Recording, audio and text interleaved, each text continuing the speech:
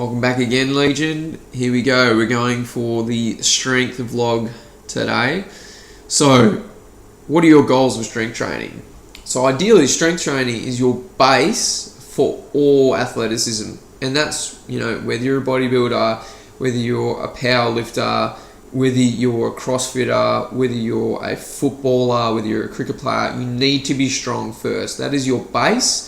How tall is a pyramid? It's as big as its base, okay? The bigger the base, the higher the pyramid can go, okay? So this is the thing that you need to work on primarily if you're wanting to improve your athleticism in any sport. So now we're going to go over the 8 laws of strength training. First one is you must be consistent. Consistency is the key, okay?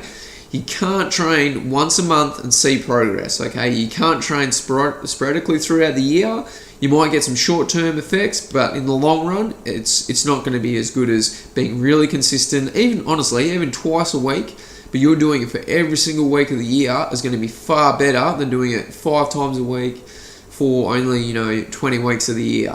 Okay, the second law is you must work hard and smart, okay? It's great to see that everyone's willing to kick their ass in the gym these days, but you got to be pretty smart about that as well. You have to listen to your body, listen to what it's saying to you, and make the adjustments accordingly.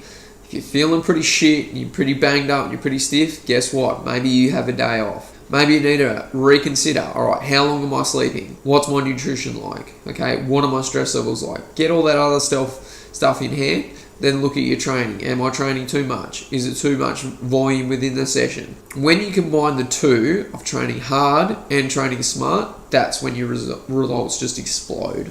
Law number 3, you must consistently stimulate the musculature of your entire body. The key here is to make sure that everything is getting a bit of a hit, okay?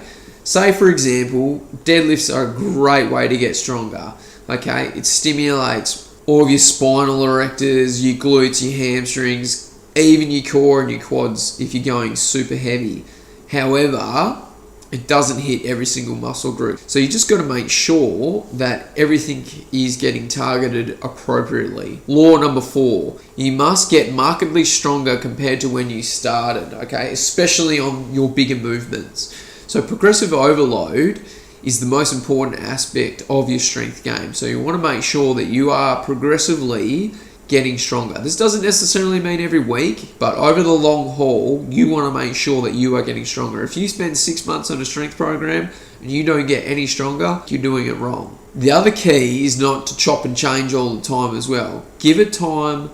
Make sure the program you're doing is actually yielding the results. If you're a beginner, you really should just be getting strong just week in, week out. As you get a little bit more experience, those gains tend to slow down and you've just got to be a little bit more patient. Law number 5, you must warm up. And when I mean warm up, it doesn't mean go and whack 50 kilos on the bench press and do a set of 10, okay? You need to make sure everything is functioning correctly. So this might mean you jump on the roll for 2 or 3 minutes, get some blood flow going, then you do some mobility work, all right? If you are squatting that day, you want to make sure you have adequate ankle range of motion, hip range of motion, thoracic extension. You want to make sure that your body is ready to go under those heavy loads. The heavier you make it, the more permanent that position becomes. So if you're getting into bad positions because you haven't adequately warmed up, you're going to hurt yourself, okay? Maybe not today, maybe not tomorrow, but maybe in 6 months' time, bang, big major disaster.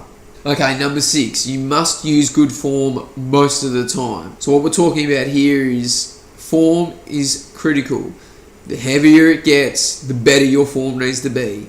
If you do it poorly, guess what? Your body learns that poor form and you're potentially putting yourself at some serious injury risks. In the same sentence, I'm also going to say, don't go super strict. If you go super strict, you're probably going to be reducing the amount of load that you can actually lift, and then therefore you're limiting the amount of weight you're actually going to potentially lift in the long run. Law number 7, you must consume adequate nutrition. So we're going to go over this a little bit more thoroughly in the upcoming episodes, but essentially it's pretty obvious. You cannot out-train a crappy diet. It just does not happen. You need to make sure that what you're eating is fueling your workouts, fueling your training, and making sure that you are improving consistently and recovering from those workouts.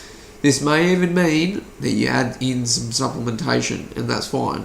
Like I said, we'll discuss this a little bit more in depth later on. Law number 8, you must sleep well and avoid persistent distress. Same thing again, get your 8 hours plus sleep and try and reduce your stress, okay?